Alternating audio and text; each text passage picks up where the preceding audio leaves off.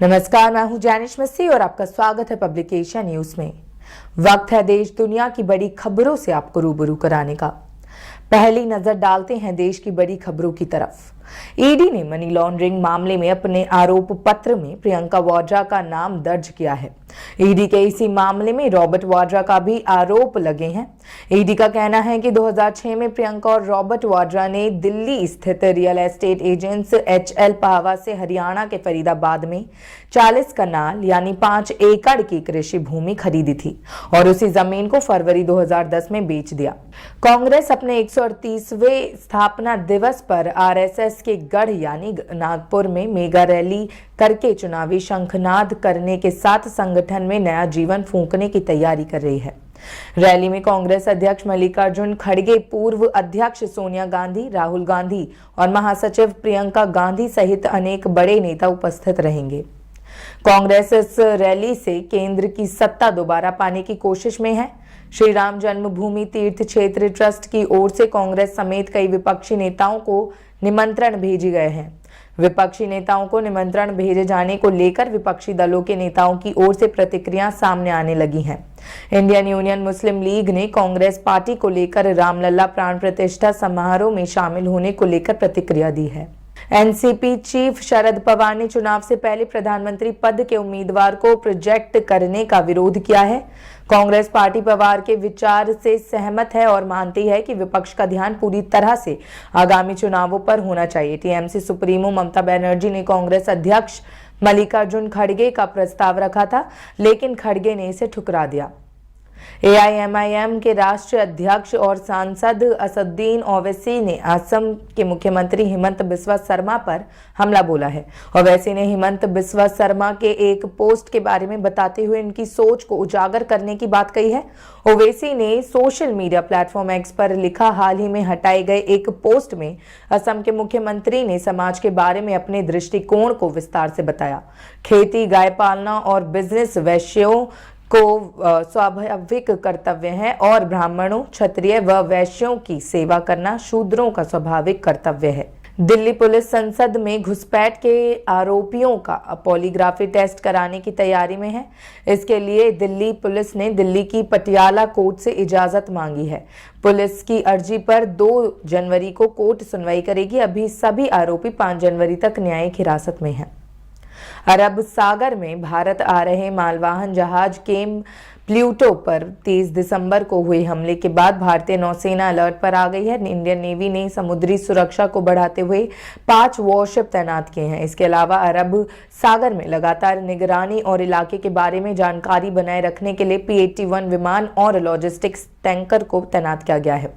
साथ ही सी guardian drone से भी हर गतिविधि पर नजर रखी जा रही है। चेन्नई में एक फर्टिलाइजर मैन्युफैक्चरिंग प्लांट से जुड़ी सब्जी पाइपलाइन से अमोनिया गैस लीक होने लगी। इसकी वजह से आसपास रहने वाले लोगों को सांस लेने में तकलीफ होने लगी। सिर्फ इतना ही नहीं बल्कि लोगों ने मिचली की शिकायत भी की। गैस लीक की वजह से सांस लेने में परेशानी का सामना करने वाले 52 लोगों को अस्पताल में भर्ती कराया गया। लोगों ने इस प्लांट को तुरंत बंद करने की मांग की है। मध्य प्रदेश मदरसा बोर्ड ने कक्षा 10वीं और 12वीं उर्दू माध्यम की वार्षिक परीक्षाओं में सम्मिलित होने के लिए जरूरी परीक्षा फॉर्म भरे जाने की तारीखों का ऐलान कर दिया है। MP मदरसा बोर्ड 10वीं और 12वीं परीक्षा 2024 के लिए परीक्षा 10 जनवरी से भर सकेंगे। परीक्षा फॉर्म भरने की आखिरी तारीख 25 जनवरी 2023 निर्धारित की गई है। अब एक नजर विदेश की खबरों की तरफ करते हैं। भारत के विदेश मंत्री 5 दिनों के लिए रूस के दौरे पर हैं। इस दौरान उन्होंने रूस के राष्ट्रपति व्लादिमीर पुतिन से मुलाकात की। रूसी राष्ट्रपति ने S जयशंकर के मार्फत PM मोदी को रूस आने का न्योता दिया है। चीन और ताइवान के बीच बीते काफी समय से टकराव जारी है। इसको लेकर दोनों देशों के प्रमुख बयानबाजी करते नजर आते हैं।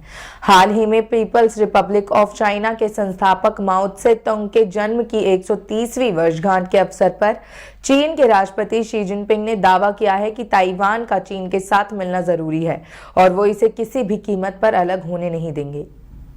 इजराइल रक्षा बलों ने गुरुवार को एक बयान में कहा कि उसने उत्तरी गाजा में रांतीसी अस्पताल के नीचे और उसके आसपास में कई किलोमीटर लंबी रणनीतिक सुरंगों के एक नेटवर्क को नष्ट कर दिया है। इसमें यह भी कहा गया है कि सुरंग नेटवर्क उसी क्षेत्र में रामा के फर्रा स्कूल के पास से होकर गुजरा है।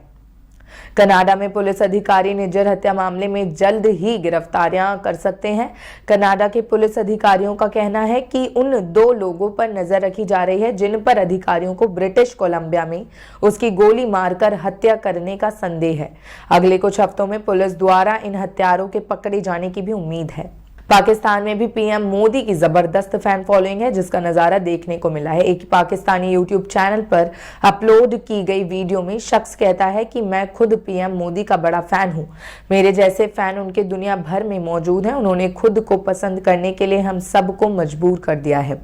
आगे पाकिस्तानी शख्स कहता है कि जिस तरफ से उन्होंने काम किया है उन्हें हर कोई पसंद करता है। कनाडा से एक हैरान कर देने वाली खबर सामने आई है। यहाँ कैनेडियन ट्रांसपोर्ट एजेंसी ने एयर कनाडा पर 81 लाख रुपयों का जुर्माना ठोका है। कैनेडियन ट्रांसपोर्ट एजेंसी ने एयर कनाडा पर भारी भरकम जुर्माना इसलिए ठोका है क्योंकि एयर कनाडा ने लास वेगस में एक विकलांग यात्री को व्हीलचेयर नहीं दिया। इसके बाद विकलांग यात्री को खुद प्लेन से उतरने के लिए मजबूर होना पड़ा। तुर्की के राष्ट्रपति रेचेप तैयप एर्दोगन ने इजराइल के प्रधानमंत्री बेंजामिन नेतन्याहू पर निशाना साधा है। एर्दोगन ने कहा कि इजराइल के प्रधानमंत्री बेंजामिन नेतन्याहू एडोल्फ हिटलर से अलग नहीं है, क्योंकि गाजा पर इजराइल का हमला नाजियों की ओर से यहूदी लोगों के साथ किए गए व्यवहार जैसा है। उन्होंने कहा कि तुर्की उन शिक्षाविदों और वैज्ञानिकों का स्वागत करने के लिए तैयार है जिन्हें इजराइल के जंग के बीच उत्पीड़न का सामना करना पड़ा, क्योंकि उन्होंने गाजा पर होते अत्याचार पर अपने विचार दुनिया के सामने रखे थे। भारत सरकार ने पाकिस्तान से 2 टूक कहा है कि वह लश्कर-ए-तैयबा के संस्थापक और भारत में कई आतंकी हमले करने वाले हाफिज सईद को नई दिल्ली को सौंप दे। भारत ने पाकिस्तान से हाफिज सईद के प्रत्यर्पण की मांग की है। पाकिस्तानी मीडिया का दावा है कि भारत ने कहा है कि हाफिज सईद पुलवामा में हुए आतंकी हमले का मास्टरमाइंड है। लॉस एंजलिस पुलिस विभाग ने कहा कि एलएक्स में 36 लोगों को हिरासत में लिया गया, जहां प्रदर्शनकारी अनियंत्रित हो गए थे। पुलिस ने एक बयान में कहा कि प्रदर्शनकारियों ने एक पुलिस अधिकारी को जमीन पर फेंक दिया। हवाई अड्डे की ओर जाने वाली सड़क को बाधित करने के लिए निर्माण मलबे सड़क के संकेतों, पेड़ की शाखाओं और कंक्रीट के ब्लॉकों का इस्तेमाल किया गया। इंडोनेशिया में म्यांमार के रोहिंग्या शरणार्थियों का जमकर विरोध हो रहा है। इंडोनेशिया यूनिवर्सिटी के छात्रों की भीड़ ने पश्चिमी शहर बांदा आचे में रोहिंग्याओं के एक स्थायी आश्रय पर धावा बोल दिया। उन्होंने इन शरणार्थियों के निर्वासन की मांग की। लोकल मीडिया रिपोर्ट्स में कहा गया है कि पुलिस ने बहुत मुश्किल से इन लोगों से रोहिंग्या शरणार्थियों को बचा पाया। इस पूरी घटना का वीडियो भी सामने आ रहा है, जिसमें देखा जा सकता है कि कई छात्र हरे रंग की जैकेट पहने हुए हैं और एक इमारत के बड़े बेसमेंट में भाग रहे हैं। अब एक नजर करते हैं मनोरंजन और खेल की बड़ी खबरों की तरफ। तमिलनाडु में अभिनेता से राजनेता बने डीएमके प्रमुख विजयकांत पिछले कुछ दिनों से कोरोना संक्रमित हो गए थे। रिपोर्ट आने के बाद से वे चेन्नई के मेयोट अस्पताल में भर्ती थे, लेकिन आज तमिलनाडु में डीएमके नेता विजयकांत का निधन हो गया है। विजयकांत ने साउथ इंडस्ट्री में कई हिट फिल्में दी हैं। एक्टर के निधन की खबर से साउथ इंडस्ट्री में शोक की लहर दौड़ गई है। कॉफी विद करण सीजन 8 के 10वें एपिसोड में शर्मिला टैगोर और सैफ अली खान की नजर आए। मां बेटे के इस जोड़ी ने शो में बातचीत के दौरान निजी जिंदगी से जुड़े कई किस्सों का खुलासा किया। साथ ही शो में उन्होंने हंसी मजाक के साथ कई दिल छू लेने वाले पल भी साझा किए। इस दौरान सैफ अली खान ने अपनी पहली पत्नी अमृता सिंह के साथ शादी और तलाक पर भी खुलकर बात कही। वहीं इस शादी के बारे पता चलने पर शर्मिला टैगोर की क्या प्रतिक्रिया थी, यह भी सामने आया। सलमान खान के रियलिटी शो बिग बॉस 17 में हो रहे हंगामे थमने का नाम ही नहीं ले रहे। कभी विक्की जैन और अंकिता लोखंडे की झगड़े की खबर आती है, तो कभी मुनव्वर फारूकी पर आयशा खान डबल डेटिंग का आरोप लगाती नजर आती हैं।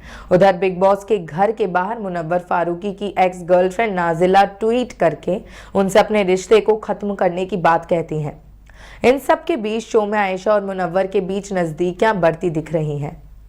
अमिताभ बच्चन ने कौन बनेगा करोड़पति 15 के लेटेस्ट एपिसोड में संजय लीला भंसाली की फिल्म ब्लैक को लेकर दिलचस्प खुलासा किया।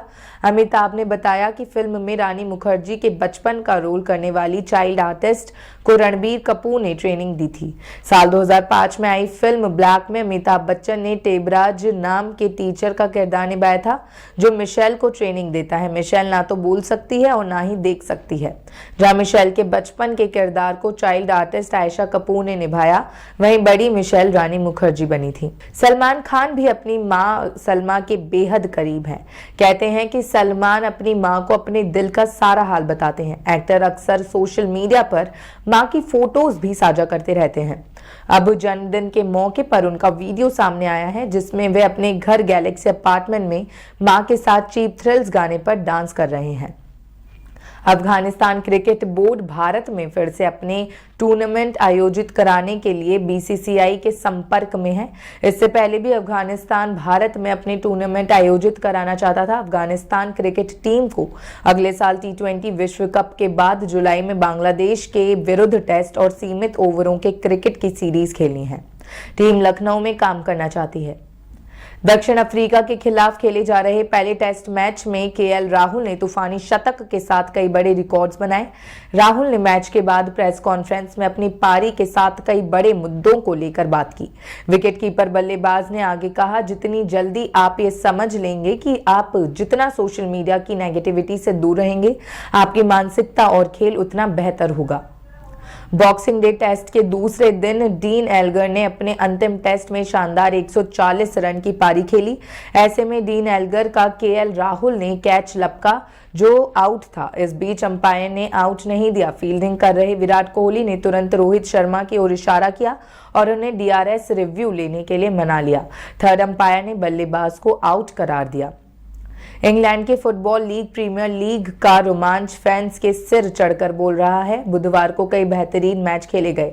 इनमें मैनचेस्टर सिटी, वॉल्व्स, चेल्सी और मैनचेस्टर यूनाइटेड ने जीत दर्ज की। ब्रेंटफोर्ड के डिफेंडर के बेहद खराब प्रदर्शन के बीच 3 मिनट और 3 सेकंड्स में 3 गोल की मदद से वॉल्व्स ने प्रीमियर लीग में रिकॉर्ड दर्ज किया, जबकि चेल्सी ने पेनल्टी मिलने के बाद अहम जीत दर्ज की। मैनचेस्टर सिटी ने विवादास्पद पेनल्टी के बाद एवर्टन को हरा दिया। घरेलू धरती पर लगातार 2 टेस्ट मैच जीत से उत्साहित भारतीय महिला टीम गुरुवार से शुरू होने वाली 3 वनडे मैचों की सीरीज में ऑस्ट्रेलिया के विरुद्ध रिकॉर्ड में सुधार करने उतरेगी। भारतीय टीम इस समय शानदार फॉर्म में चल रही है। उसने इंग्लैंड को रिकॉर्ड 347 रन से हराने के बाद वानखेड़े स्टेडियम में ऑस्ट्रेलिया को पहली बार टेस्ट मैच में 8 विकेट से हराया था। देश दुनिया की ऐसी ही तमाम खबरों के लिए देखते रहें पब्लिकेशन न्यूज। धन्यवाद।